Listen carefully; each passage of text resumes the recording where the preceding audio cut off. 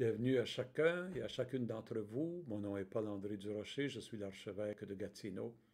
Et vous écoutez une des capsules dans la série Paroles de l'Avent. Aujourd'hui, samedi 5 décembre, premier samedi de l'Avent, nous écoutons encore une fois un texte du prophète Isaïe.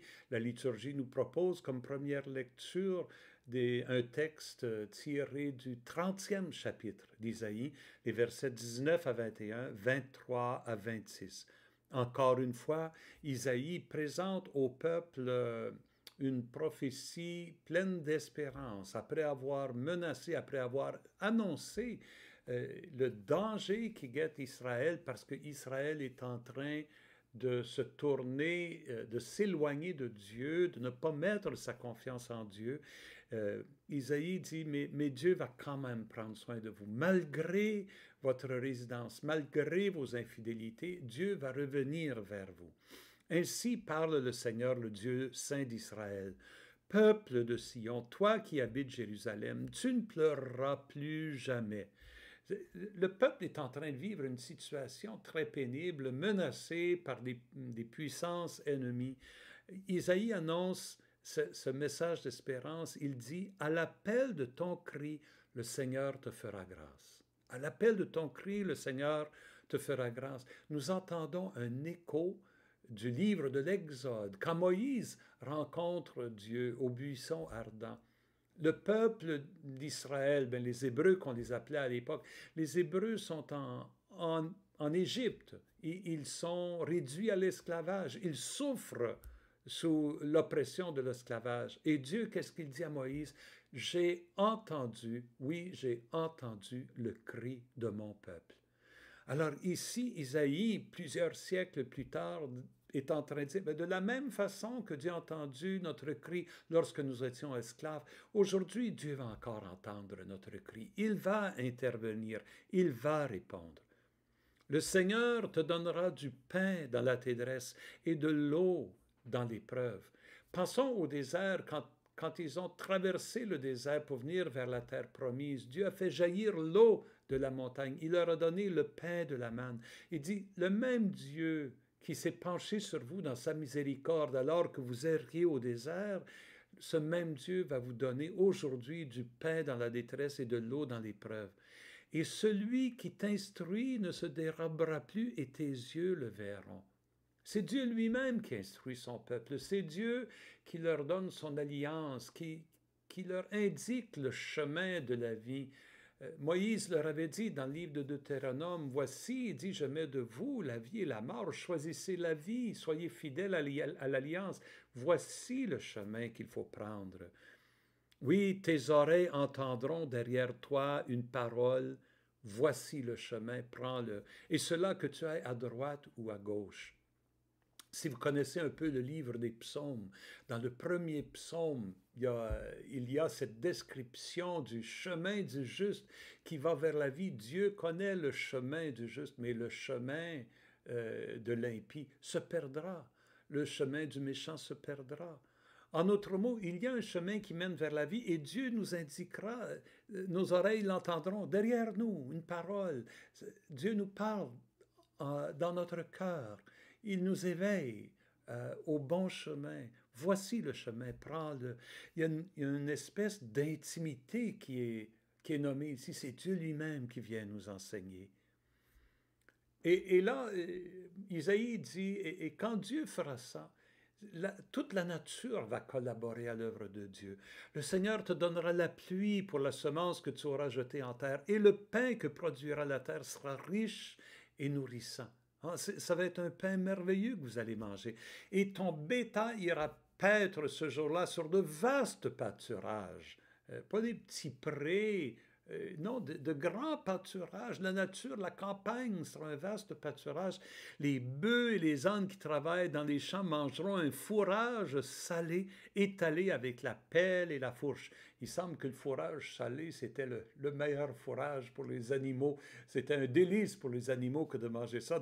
Donc la richesse de la nature est telle que les fermiers peuvent même préparer des bons repas pour leurs animaux, les bœufs, les ânes.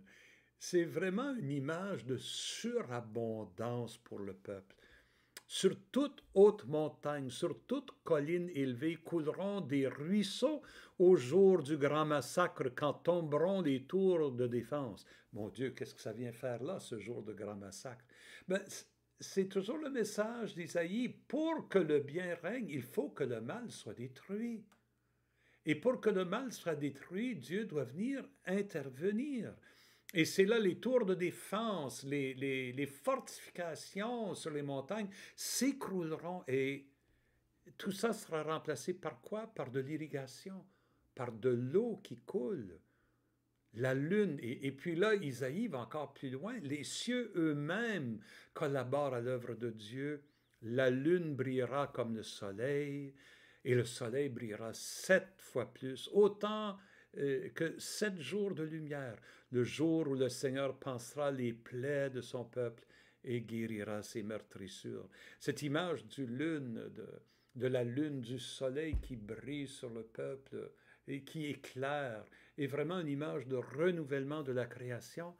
Et j'aime beaucoup ces derniers mots, le jour où le Seigneur pansera les plaies de son peuple et guérira ses meurtrissures. Dieu lui-même va venir guérir son peuple. Je vais allumer une petite lumière, j'enregistre ça la veille du jour, alors la lumière de l'extérieur est en train de baisser, là, alors un peu de lumière, voilà. Alors passons maintenant à l'évangile de Matthieu.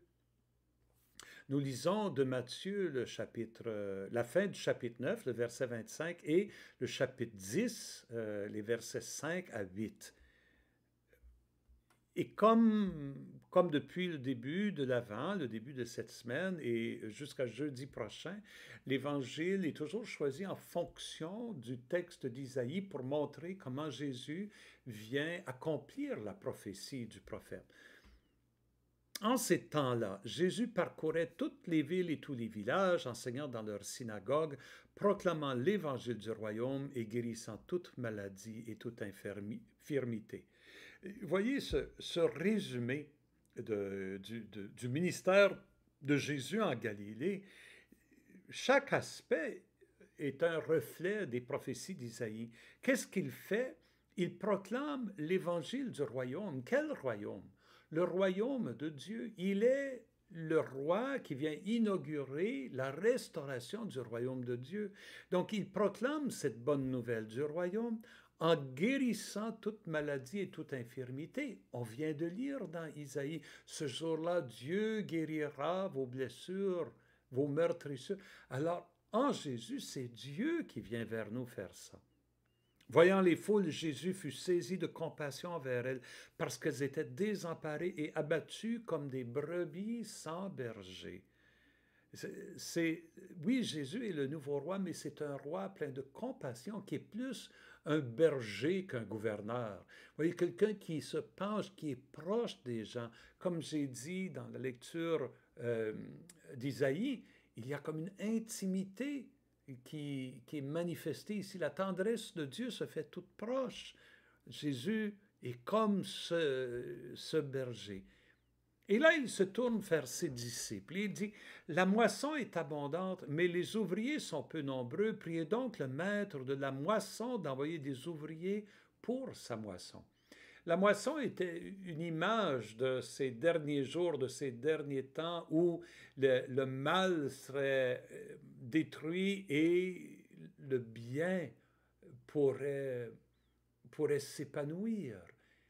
Et ça serait comme une grande moisson. Et Jésus est en train de dire, cette moisson, elle est abondante. Il y a tellement de bien à faire, mais on a besoin des ouvriers pour cette moisson. Alors Jésus appela ses 12 disciples. Puis écoutez, il leur donna le pouvoir d'expulser les esprits impurs et de guérir toute maladie et toute infirmité. Il est en train de leur donner son pouvoir. Ce que nous venons de voir, que Jésus guérit les maladies, les infirmités, il chasse les esprits mauvais, les esprits impurs, il donne ce pouvoir-là à ses 12 disciples. Et il les envoya en mission avec les instructions suivantes: allez vers les brebis perdues de la maison d'Israël. Ici, j'aimerais juste faire une petite pause ici. Pourquoi Jésus dit aux maisons à Israël et non pas à toute la terre? Dans l'évangile de Matthieu, éventuellement, il va le dire à l'univers après sa résurrection. Après sa résurrection, il va envoyer les 12 aller dans le monde entier, à tous les peuples, à toutes les nations. Mais pour commencer, c'est Israël. Israël, c'est comme un microcosme. C'est comme ce qui arrive à Israël est appelé à arriver au monde entier. Donc Israël, c'est en Israël que les peuples sont bénis. C'est à partir d'Israël que Dieu agit au cœur du monde. Et s'il y a un avertissement à Israël, et s'il y a un, comment je pourrais dire, comme Isaïe le dit, un châtiment d'Israël, ce châtiment-là s'étendra au monde entier, à l'univers, mais la bénédiction qui est promise à Israël est aussi promise pour l'univers. Mais pour le moment, au début de la mission de Jésus, cette mission-là est au peuple d'Israël lui-même. Donc, il les envoie aller vers les brebis perdues de la maison d'Israël. Et remarquez encore cette imagerie du berger et de la brebis. Et sur votre route, proclamez. Proclamez quoi? Que le royaume des cieux est tout proche. Ce royaume de Dieu, ce que Isaïe avait annoncé, ce nouveau royaume, la restauration d'Israël, est tout proche. Ben oui, c'est tout proche. Jésus est en train de l'accomplir au milieu d'eux. Le royaume est présent en Jésus. Et aussi dans ses disciples maintenant. Alors il leur dit, oui, proclamez que le royaume des cieux est tout proche, guérissez les malades, ressuscitez les morts, purifiez les lépreux, expulsez les démons. Donc Jésus, comme le Messie qui vient, il voit tout le travail, tout le bien qui doit être fait, toute la guérison qui doit être accomplie au cœur du peuple. Il s'adjoint donc les 12, qui non seulement maintenant sont ses disciples, mais ses adjoints, ses aides pour la mission. Ils deviennent des missionnaires avec Jésus. Avec Jésus, ils sont envoyés. De la même façon que le Père a envoyé Jésus, Jésus envoie ses apôtres. Et il leur dit, vous avez reçu gratuitement, donnez gratuitement. Vous avez reçu quoi? Vous avez reçu les bénédictions de la promesse, vous avez reçu la miséricorde, vous avez reçu le sens de votre vie, vous avez reçu l'amour de Dieu en vous. Alors, vous ne le méritiez pas, vous l'avez reçu gratuitement, alors maintenant allez donner-le gratuitement. Allez partager avec d'autres votre expérience de l'amour de Dieu. Mes amis, nous sommes invités à être des missionnaires avec ces apôtres-là, de continuer l'œuvre de Jésus. La restauration de l'univers annoncée par Isaïe, inaugurée en Jésus, elle continue ici jusqu'à la fin des temps où Jésus reviendra dans sa gloire pour l'achever et la compléter. Mais entre-temps, comme les apôtres, nous sommes invités à travailler à la guérison du monde. Nous sommes invités à œuvrer pour renverser les puissances du mal ici, maintenant, et faire en sorte que déjà les gens puissent goûter la miséricorde de Dieu. Nous continuons la mission. Nous sommes le peuple messianique dont la tâche est d'annoncer au cœur du monde cette bonne nouvelle du royaume des cieux. Vous allez me dire, mais Paul-André, comment on fait ça dans le milieu de la pandémie? Il faut être créatif, il faut être inventif, il faut trouver des façons de manifester de la solidarité, de l'amitié, de la miséricorde pour les gens qui en ont le plus besoin. Commençons au moins par les porter dans notre prière. Quand nous lisons, quand nous entendons parler de situations pénibles, de gens qui souffrent, portons-les dans notre prière. Mais aussi, envoyons-leur un mot, posons un geste d'amabilité. Ne laissons pas les personnes seules dans leur souffrance et leur solitude. Soyons des instruments de guérison, des instruments de paix autour de nous. Et ainsi, nous continuons l'œuvre du Messie, le Seigneur Jésus. Et avec cette pensée, je vous laisse jusqu'à demain. Que le Seigneur vous bénisse.